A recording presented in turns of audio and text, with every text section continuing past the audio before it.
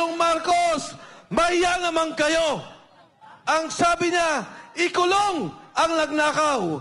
Ang hamon ko sa kanya, President BBM Marcos, ikaw ang mastermind. Ikaw ang dapat mahiya. Ikaw ang dapat ikulong ng sambayanang Pilipino.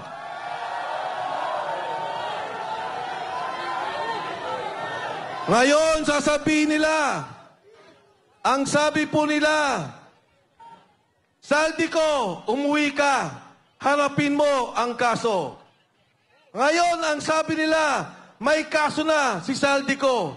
Nung araw, ang sabi nila, wala silang kaso kay Saldico.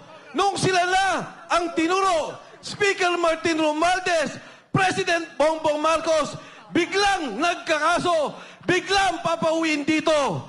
Para ano? Patahimikin? Para ano? Pabaliktarin? Para ano?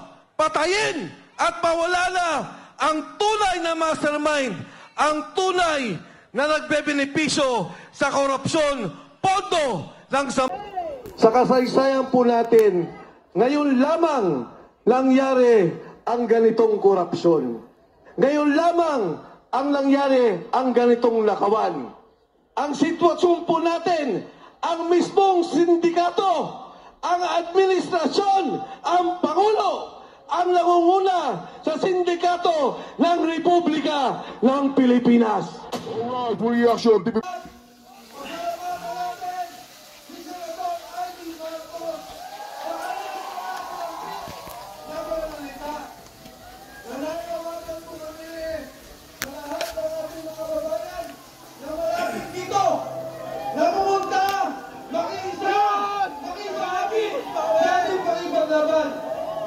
At yung binanggit ni General Pocky, ang ating pong mga opisyales sa Armed Forces of the Philippines, ang ating pong mga opisyales sa kapulisan, ang ating pong simbahan katoliko, ang ating mga kababayan, wala na po tayong kulay, ilaw, pink, pula, verde, magkakaisa po tayo, laban po ng sambayanang Pilipino. Attorney, hello, Trespiso.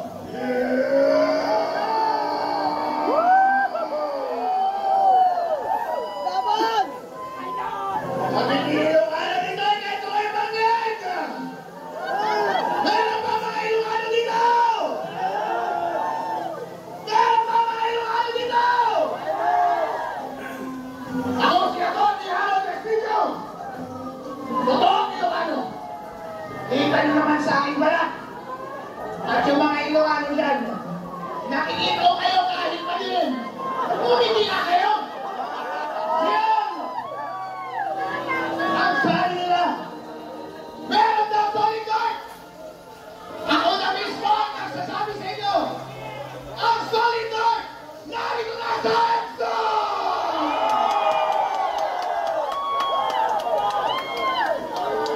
Ako ay lumahal pa!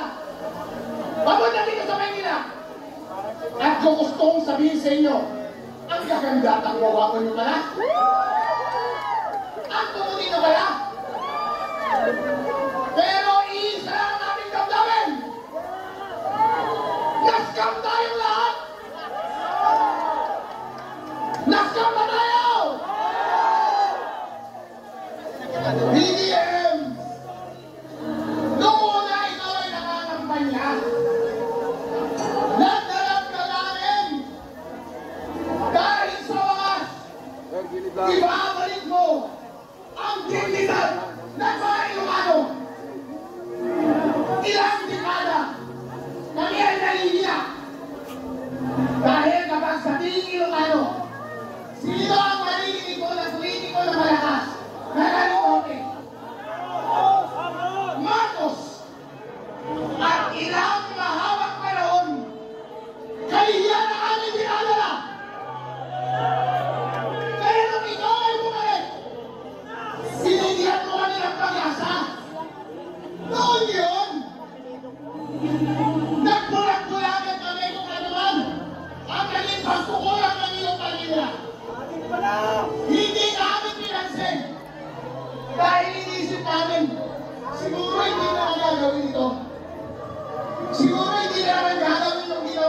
sa inyo. Eh, medyo magaling magsalita ng muna, hindi ba? Napaka-articulate. Kaya lahat ng mga Ilocano, sumama sa kanya. Pero hindi namin nakilain. Adi! Sabi nga ni Adi kanina, nag-translate pala! Ito ay doon! Kaya pala, pagkatapos mong manalo, hindi ka na namin narinig. Yung lakas ng iyong hila, ng lakas ng iyong politika, biglang nawala nung ikaw ay umubula. Sino ang aming nakikita mo ba? Si Tampalusos! Hindi ka nagsuportahan namin! Lahat ng ginawa kanila! Lahat ng ginawa nila! Puro magdanakaw! Anong nararamdaman namin? Eh, di nakakahiya! Ano ba ang ginawa ko sa kapwa mo Ilocano? Ako Ilocano ako. Lahat ng nakikita kong pagkakamali ng iyong gobyerno nilalabas ko sa social media. Ano ang ginawa mo? Kinasuhan mo ako at pinakulong mo ako! Okil kang manong! Okay lang! Ang pinagkakabit mo ang natitan! Okay lang! Ba't ka lang? Okay lang!